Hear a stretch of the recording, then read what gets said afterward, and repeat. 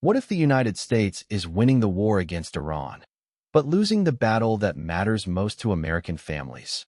That is the uncomfortable question that exploded during a Senate hearing when Senator Cory Booker confronted Secretary of State Marco Rubio over Iran, billions of dollars in oil revenue, the closure of the Strait of Hormuz, and the rising economic cost of the conflict.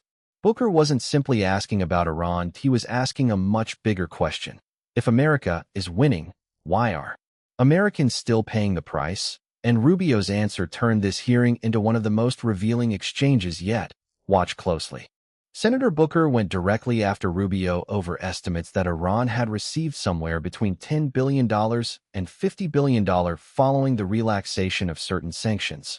Booker wanted to know how much more money Iran could potentially receive if Washington reached another nuclear agreement. Rubio pushed back immediately that he argued that the sanctions relief involved Iranian oil that was already in transit and that the revenue was subject to restrictions and blocked accounts. But Booker wasn't satisfied that he argued that the United States had allowed Iran to generate enormous revenue while simultaneously negotiating with a government accused of funding proxies, supporting terrorism, and threatening regional stability. Then Booker made his larger point. The United States, he argued, is the strongest country on earth.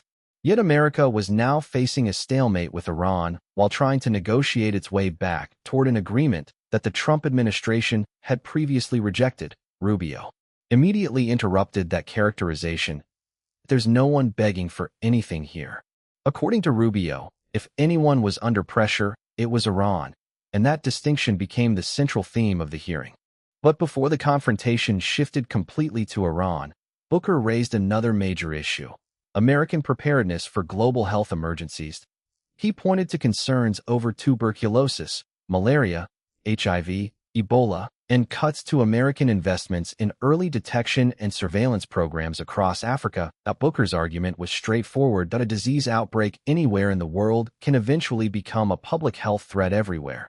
He accused the administration of reducing early warning capabilities and argued that the United States was becoming less prepared for the next major outbreak.